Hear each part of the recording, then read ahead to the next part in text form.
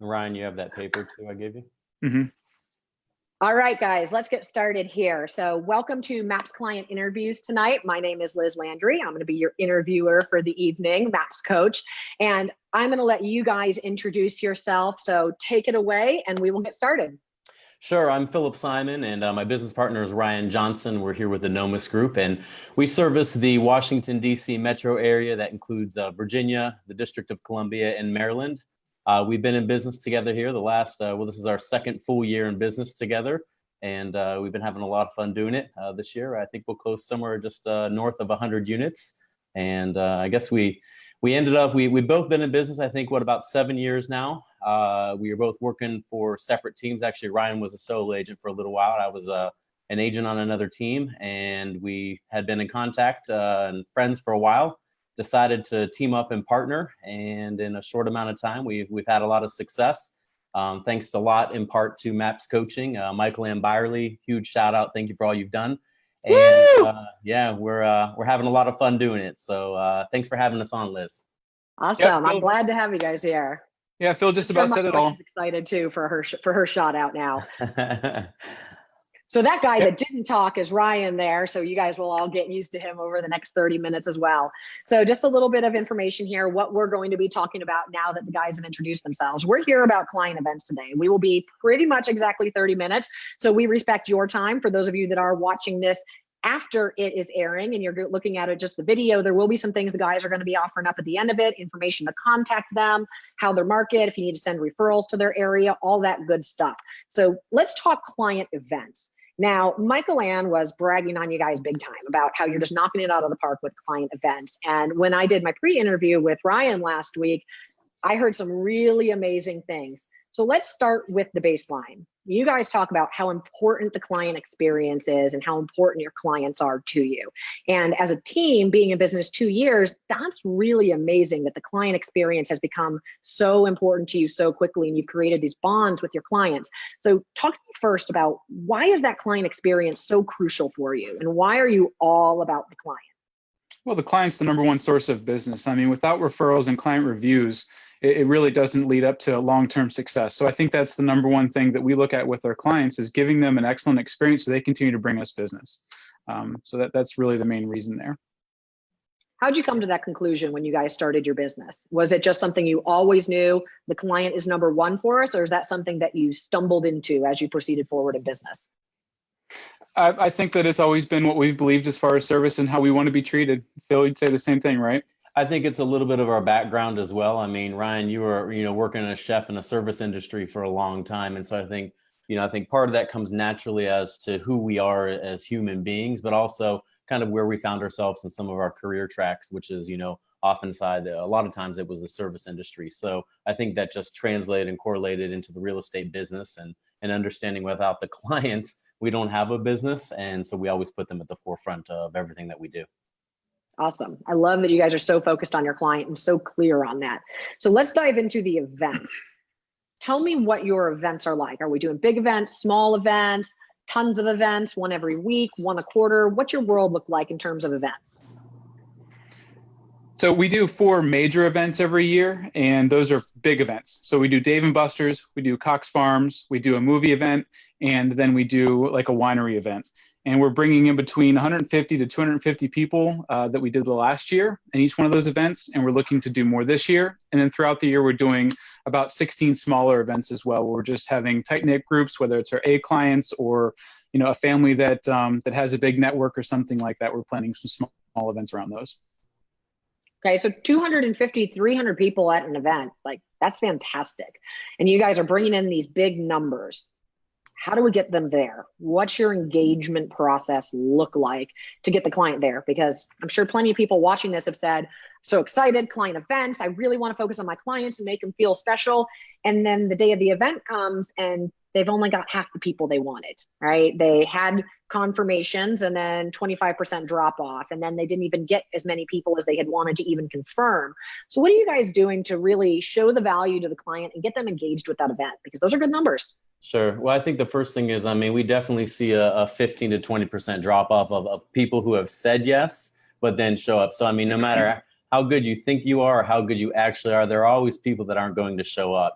a kid gets sick, that there's something that happens. So understand, I think there's always a fallout rate, and we prepare for that and understand that. So that's the first thing. We definitely have people who don't show up, or who overcommit and they overextend themselves and they can't make it.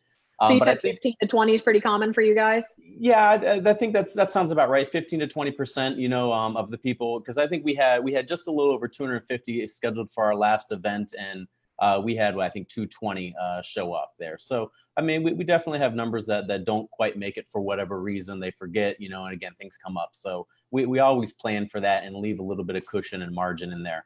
And we also leave cushion and margin on the other end, hoping that maybe they'll bring someone, so it kind of counterbalances in there. But how do we get those numbers to start with? How do we get that 85% to show up? Well, I think for us, it starts all the way back to the first time that we meet them, and understanding that it's all about the process and the service that we're delivering from the beginning of the transaction to the end. If we're not delivering great service, no one's going to show up to our events at the end of the day, So I think it starts making sure that we're taking care of our people from the start and having an amazing client interaction during the process while they're buying or selling a home. And then that leads into them showing up the event. Now, there's a lot that happens in between that. We definitely have a 36 touch program in place. That's part of kind of how we make these contacts and we're getting people to the event. We have a number of calls that happen, pre-event and post-event. We have mailers and stuff that go out, and we can dive a little bit deeper into that, Liz. But I think it first starts with having a great transaction and systems in place to make sure that the transaction is phenomenal. And then the follow-up from there, are you staying in touch? And I heard it said once, as more technology emerges and more becomes online and accessible, how do you humanize or make the transaction more human and more interactive? And so that's what we try to do. We're constantly reaching out to our people, having touches along the way, phone calls, emails, social media touches, making sure that we understand really the forward of it, right? Do we understand people's family, occupation, recreation, and dreams? If you can't tell that about someone, then I dare say you probably haven't gone far enough in the relationship, and you need to dive a little bit deeper, because when you understand those basic things, then people are going to, one, like you.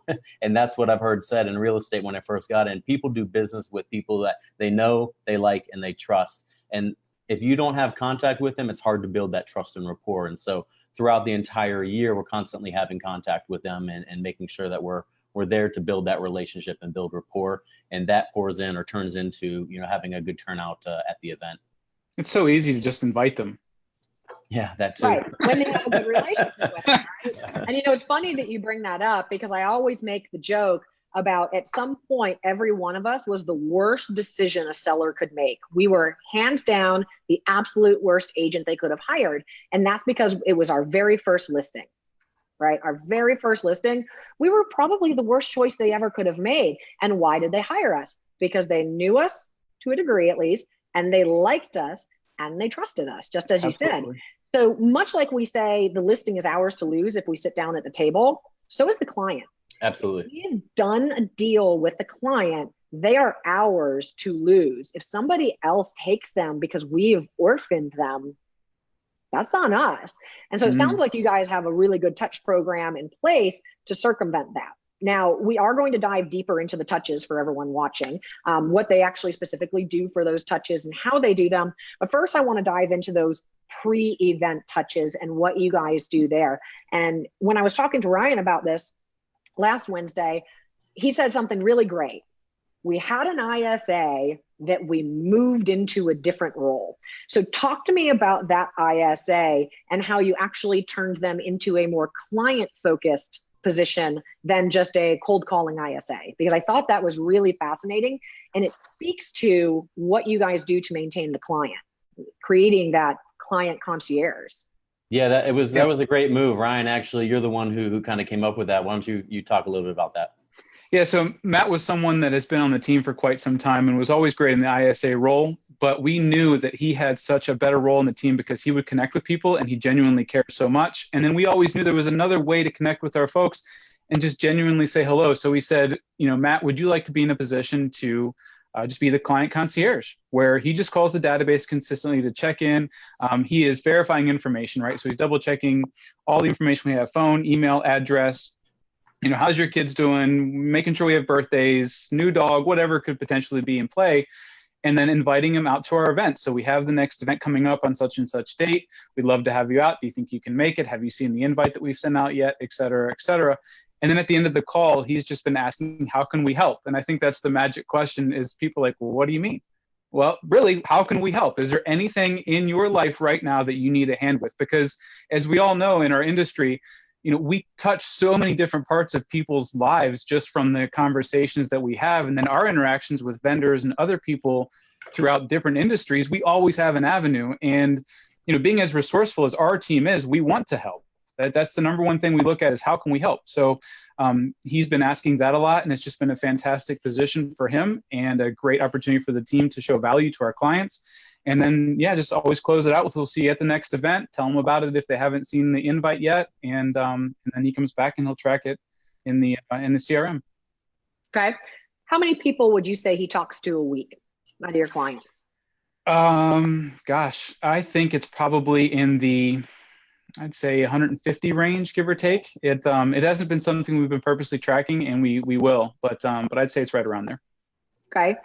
How long would you say his average conversation? Thanks for putting us on the spot there, Liz. You're welcome. That's what I'm here for, right? I'll be sure to message that one over to Michael Ann to hold you accountable for. Hey, it's the good thing about these things too. Yeah. How long would you say the average conversation he has with one of your clients is? Just guesstimating, right? You don't expect to be tracking that, but if you 3 minutes. Yeah, no, it's a quick check-in really, and then it depends on where it goes, but I would say an average about 3 minutes or so. Okay, so 150 people a week, probably 3 minutes per conversation, and look at the relationship cement that it's creating. It's huge.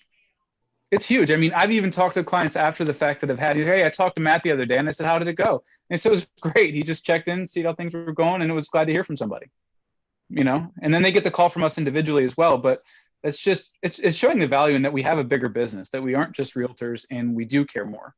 So. Yeah. So let's get rid of one of the myths that people may have around that is, I can't let somebody else call my database. That's my database. They expect to hear from me. They are my client. Yeah. And here you guys have taken an ISA and put them in a client concierge role. Has this person ever shown them homes? Did they attend the listing appointment? No. And we've all been there, right, Phil? Yeah, absolutely. I think, when I think about that, when we talk about mine, I think that one is too small of a number to achieve any type of greatness. And so we've always looked at it from a standpoint of, this is the company and this is the service that this company is going to provide. If they're attached solely to me or solely to Ryan, there's only a certain amount of business that we could do. But when they think of outstanding service, high value, high quality interaction, they're thinking of the Nomis Group, and that's what we wanted them to think of. It doesn't matter if it's Ryan or Phillip or Matt or Heather or Shelby. It does not matter who the agent or who the person is. They know that there's a certain level of customer service and excellence that they're going to get from this company, not from me as an individual. Awesome. I love that, the way you moved somebody into that. So I think that's fantastic. So when we talk about it, he's talking to them 4 times a year, essentially, each time we bring an event around. So he's part of that touch program that we're going to dive into. How many times a year are you guys still talking to your clients outside of that? Because I think this is important to show the foundation here of what this is built on. Yeah, we're still pushing for quarterly calls, or quarterly touches.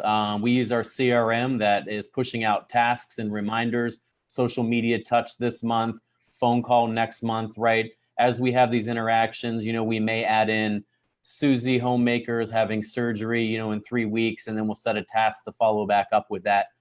So we're still pushing to cut touch quarterly. Now, I want to be careful about stage talk, right? We're not perfect with that. We definitely don't hit, at least I don't, maybe Ryan's probably a little bit better, but I know I don't hit every single client every single quarter. But the goal is to touch them, quarterly still as a person. Yes, and the goal is to touch them quarterly. So we strive our best to do that. We're not always perfect, but we're still making that quarterly call.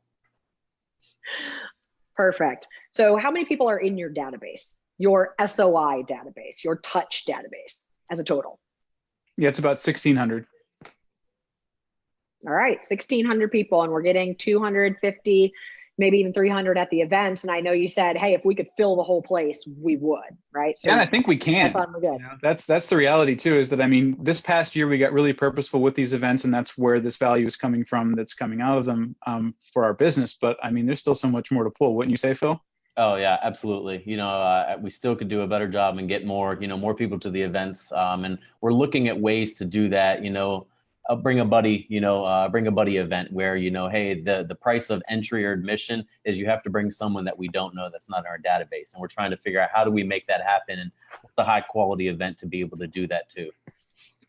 Awesome. So tell me about Dave & Buster's event, because I heard a couple of really cool things about that event. One, I am dying for the video of you guys running around like Mario and Donkey Kong. So you have to share that in this thread afterwards. I was promised it on the last call.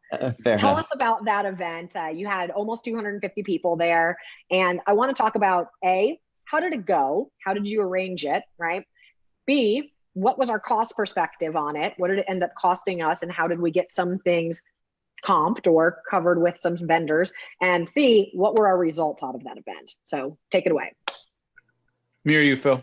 Yeah, go ahead, Ryan. You dive into the first part there. I'll talk a little bit about the vendor cost and how it, Okay. Yeah. So Dave & Buster's is an arcade for maybe some of those folks that don't know. It's just a big arcade that you can go in. They've got food and lots of games you can go and play all day long. It's like an old Chuck E. Cheese or things like that. It's a newer age thing for even adults. So it started by just an email going out to the database telling them about the event. And in that email was the video of Phil and I. We bought Mario and Donkey Kong costumes, and we went to Dave & Buster's one day, and we just started running around like maniacs and threw bananas at each other and jumped on Mario Kart and played a game. And then at the end of it, got out of the costumes and said, hey, we're having a blast out here at Dave & Buster's. You can see how much fun we're having. We can't wait to have all of you come out for the event on whatever date it was. Look for the invitation and RSVP because spots will fill quickly. And then that went out, and it also goes out with the favorite things form that we send out because we want to, again, verify information and ask for referral right then and there. So that's where it started. And then we followed up. Let's back up. Yeah. Let's back up. Yeah. Tell them about the favorite things form. So you said it also goes out with the favorite things form. So let's talk about that. Sure. Actually, if I could hop in, what was interesting was when we did that promo video, we did it on a day, this was a brand new Dave & Buster's that was opening up in our backyard. And so not only was it, there weren't a ton of people there. It wasn't like it was packed. They had a bunch of VIP guests that they invited in, and somehow we managed to get our name on the VIP list. But when we went there, of course, you know who's there. All of their executives are there, everyone opening up. And when we were doing this video, we had multiple execs come up, take our picture, take video. And one guy said, I've opened 100 and some stores. And in the 100 stores I've opened, I have never seen this. You guys are awesome. Of course, contact added to the database. And now we're starting to build a relationship with Dave & Buster's to see, hey, what do you guys do in the community and how can we partner together? And how do we get a discount for next year? And it was really cool to see some of the organic, growth that happened just by being out there and really kind of being true to who we are, which is, high service oriented people, but also, to be honest, a little bit of a goofball, at times, and just having fun with our people and where 100%. We're at. All right. So thank you for the add on that. That's awesome. It's a little terrifying that there were all the executives there, but it's also very cool. And it's made an impact. They're going to remember us. That's a big impact. So tell us about that favorite things form, because I think this is a big value add for people. So it started late in 2018 when we did it for the first time with the movie events. We actually had a form there that was asking, just to verify again, phone, email, address, birthdays, kids' names, what's your favorite restaurant, what's your favorite candy. I don't know if favorite color was on there. It was all kinds of just those type of questions, and we can share that. It's now a Google form that we're using. And that's what went out with that email initially. And then at the very end of it, it says, who do you know that we need to talk to today that might be thinking about a move in real estate? And we had referrals come in right off the bat from that before the event even happened. So yeah, it's a Google form now. It works really well. It's very simple. I think Heather created it or Phil created it in like no time. Awesome. So Phil, we'll let you take the next part. Tell us about the cost perspective here. What do we look at to get 250 people into Dave & Buster's? So rough cost on the event was about $6,000 for the event. And we didn't pay anything for this particular event. It was all title and lender. They took care of it for us. We partnered with them on other events before. And so we leveraged the relationships that we've have built over time and said, hey, here's what we're doing. Here's the results that we're looking for. And they stepped up to the plate and said, hey, we can take care of this piece. And that's what happened. So it was really wonderful to have both of our vendors step up huge to the plate, take care of the event for us. So that's even better than I thought. So you paid $0 for this on the Dave and Buster's event. All right. So let's talk about payoff. Obviously, no matter what, your ROI is going to be fantastic. We're doing events. We're here for our clients. We're still in business. We have to generate business. What did the generation look like out of that event? Sure. We had 36 referrals come from that event. That led to, it's 6 or 8, I believe. I believe it's, yeah. 36 referrals and 8 have already closed. Yep. And it was simple follow-up. It was great conversation. Yeah. And it just, the intro was so much easier, right? So, your cousin Susie, who came to one of our events in Dave & Buster's, told us that you were thinking about a move. Let's meet and talk. I mean, it was just such an easier intro as well to have that referral there. Okay, so let's also talk, what's your average price point? Or I should say your average GCI. What's your average commission coming in at? $12K. So we're taking 8 people at $12,000 a pop in terms of deals.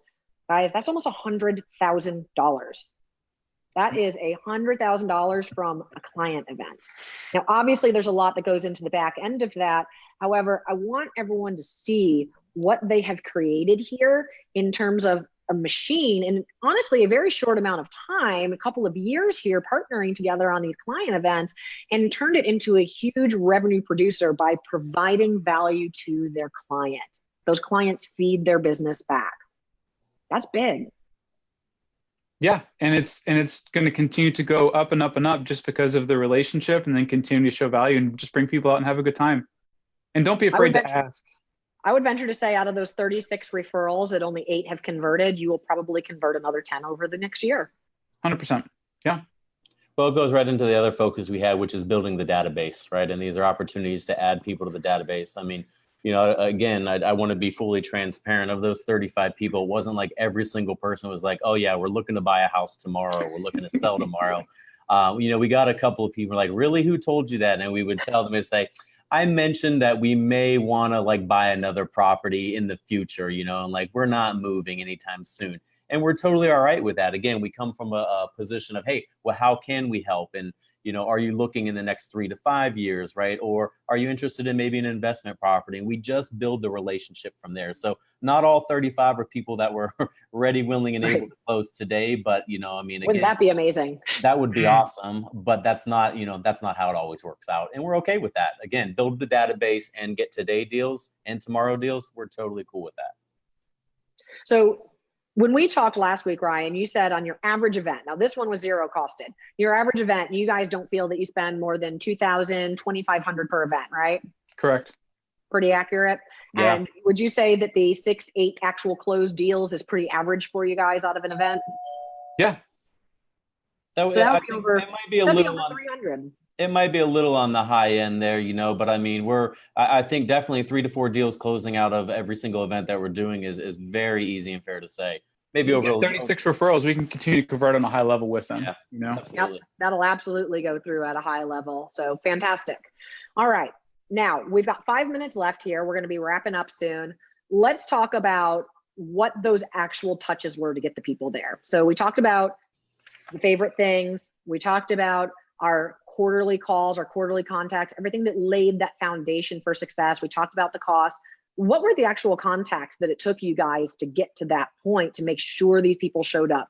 Because I think that touch program from point A to point B when they show up is really important. Sure. So the actual Eventbrite invitation is going out 6 weeks before the actual event. So we're getting it onto their calendar. As soon as that goes out, it's immediately followed with phone calls to every single person in our database. Our entire team is calling everyone in their sphere, inviting them to, well, actually they're saying first, did you get the Eventbrite? And some people would say no. And we say, great, check your spam folder. Let me resend that there. So, easy way to have a conversation with them initially. And I think that's also part of why we put these events in order, was that we wanted a reason to call, because, you know, we're like, well, what do we say, right? You always hear agents say, well, what do I say to someone when I make a call? And we felt, man, if we have 4, 5, 6 events throughout the year, it's an easy phone call just to invite somebody, you know, to the event. So we send it out 6 weeks before. We make the initial phone call. Did you get the invite? Are you going to be able to make it? Everyone that can't make it, or that has not responded, 30 days out, we're making another phone call reminding them about it. And then from there, 2 weeks out, we're phone calling everyone who hasn't responded yet. And then the last week of the event, we're calling everyone who hasn't responded, and we're calling those people who did, reminding them about the event, saying, hey, just wanted to double check. Are you still in? You marked yourself down for 4 people, right? So we are hammering them with probably 3 to 5 calls easily in a 6-week period to make sure that we're going. And I think that's, again, when we open this up, how do we get so many people there? Well, we're being persistent with the phone calls and letting them know that we genuinely want them to be there. And so those are the big touches that we do. I think the Eventbrite is sent out 6 weeks before. It's resent out 30 days before. It's sent out 2 weeks before, 1 week before, 3 days before, and then the day before. And text as well. That's the other thing that we do on an individual basis. So us as independent agents need to go back through our database during that 6-week period and start reminding everyone. So we've just calendared, you know, I think each week it was like a 2-hour period just to sit there and just hammer out the text. Yeah. We're not using some mass text feature or anything like that. I'm literally looking up the contact. Yeah, and I mean, I'm cut and pasting and changing the name, but I mean, that's what I'm doing to put out another touch to make sure that that's getting out there, because, you know, people sometimes the email thing can get lost. So it's one more thing. So, and the email, the calls, and the text. Yep. So that's a large amount of a large amount of touches, right? Yep. Do you feel that you are interrupting people? Do people complain about how much you're talking to them and all the contact that you're keeping? Oh, they hate being invited to free events. Yeah. I mean, it's kind of a who cares? I don't think so. I've never gotten that feedback yet. I mean, it's genuine, so I hope they don't feel that way. But this is one of those limiting beliefs that we find people have, is that's too many times. I can't text them that many times. I can't call them there. I'm going to be bothering them. And we just want to be clear that that's not what's happening here. Isn't it like Bob Newhart on that SNL skit where he's like, stop, stop, right? And that's what it is. Well, if we really annoyed someone that bad and they said that, right, I mean, then we would obviously, you know, not continue to. But I've never once in the 2 years we've been doing this, I've never had someone say, stop calling me, don't text me anymore, right? You know, hey, I said I was coming. If you text me one time, I'm not coming. You know, people are grateful because they're like, wow, you're really thinking of me. And yeah, we're going to be there. I think it also maybe put some unadded pressure to them, saying, man, these guys are really working hard to make this event happen. I want to show up. And they must really want me there. You betcha. Absolutely. I must be really important to them. Absolutely. And we've had that limiting belief too. We were there. I mean, the referral thing especially, right? Like, you know, we didn't get a ton of referrals until, hey, guess what? We started asking for referrals. Surprise! And it wasn't in your face, and it wasn't like nasty, and it didn't feel gross, and it didn't feel salesy or any of that crap. I mean, it felt good. It was fine. I'm providing a service for someone, and they appreciate it. And 36 people later in that last event, it was awesome. Yeah. So there's nothing wrong with asking for business. If you just simply say, hey, who do you know I need to talk to? We found some people are offended if you don't ask them, because it's, oh, they don't want to do business with my friends. Or they'll say, you know what, we just thought you were busy, or, you know, we weren't thinking about it, you know, and here we're saying, hey, we want business. And we found most people in our database want to help us. We just don't ask. And now we like and trust us. Yeah. And now we started asking, and it's amazing how many people say, sure, yeah, hey, I was thinking about this person. Think about that person. You need to talk to them. So, you know, ask and ye shall receive. All right, fantastic. So guys, we are going to wrap it up here. And as we wrap it up, one, I want you to tell everyone where you work, how to get a hold of you if they need to send you a referral, because we appreciate your time and value all the information you brought to us, and we want to be able to repay you. So let them know that. And as well, if there's anything else you would like to add, please, by all means, let's wrap it up and let us know. Go ahead, Phil. Sure. So, I mean, we service the Washington, D.C. metro area. That includes Northern Virginia, Maryland, and the District of Columbia. So, you know, if you have referrals, we absolutely would love to partner with you. you can get a hold of us. You can check our website out. We're easy to find on Facebook. You can friend us, send it through there. The Kelly app, right? You know, I've accepted a couple of referrals through the Kelly app. You can call us, our website. I mean, we're pretty easy. I don't think either one of us are really hidden on social media or a phone, you know, through Keller Williams. So what's your phone number and email, Phil? There you go. What's your phone number and email, Ryan? Oh, I'm going to say it in a minute. You go first. It's so my phone number is 571-226-0556, and you can reach me at Phillip, PHILLIP at nomisgroupinternational.com. And mine is 703-499-4202. Text, call, email anytime. My email is the same as Phil's, only it's Ryane, RYANE at nomisgroupinternational.com. One thing that I want to say that I think can get shattered is we were both independent agents for a really long time, and I'll keep this really short. We did our independent events. I had about 100 people or so come out to my events, and it wasn't difficult and it wasn't crazy to organize, and it didn't take a lot. It was me and the help of a neighbor who was doing part-time admin work for me. So it was general invites and just calling and texting, I think, is about all I did. And people came out. I just did it consistently. So it doesn't matter if you're a one-person team or a big team as we are now. It's just the fact of go and do it, and don't sit here and wait, and don't try to make it absolutely perfect. Have an event, invite your people out, make it somewhere fun that's nearby, make it general enough that no matter who is in your database can have a good time, and just go do it and speak to them and have fun. Yeah, and if I could close up with, you know, what we found is the secret to life is giving, and that's all that we wanted to do was just give back to our people and allow them to, you know, allow us to say thank you and them to feel appreciated. And one of the biggest things, Liz, we do at the end of the event on the Monday, you know, the first Monday after the event is we sit down and we really just simply ask 3 questions. What should we keep doing? What should we stop doing? And what should we start doing? And it's made a big difference, right? So we started our first event and it went pretty well, but there were some things like, hey, we should never do that again, right? And this went really well. Let's double down on that. That's a different webinar. We'll share those things. Yeah. Those were 3 important questions we really asked ourselves after every event. And what it's done is it's continued to improve our events, which makes it great. And then we do send out a Google form after the event asking people for their feedback. We love to listen to our clients. And if you're not asking your clients what they thought and how they can improve, you guys are missing a big piece of it that could really enhance your events. Awesome. Guys, I thank you so much for your time. There are some folks asking questions and praising you over on the Facebook page. So please visit over there, interact with anybody. If you've got anything else that you didn't get to add right now that you think is like, hey, I have to let them know this, or hey, they have to see this form, whatever it is, please pop in over there on that thread to help them out. And I didn't know appreciate my mom had access to the MAPS coaching. That's cool. Everybody does. Everybody has that page. It's public. We're going to share it across the world. Your aunts, your uncles, your cousins, everyone's going to be on it. All right, guys. Thank you so much. I appreciate it. I will see you at Mega Camp. Thanks, Liz. Take care.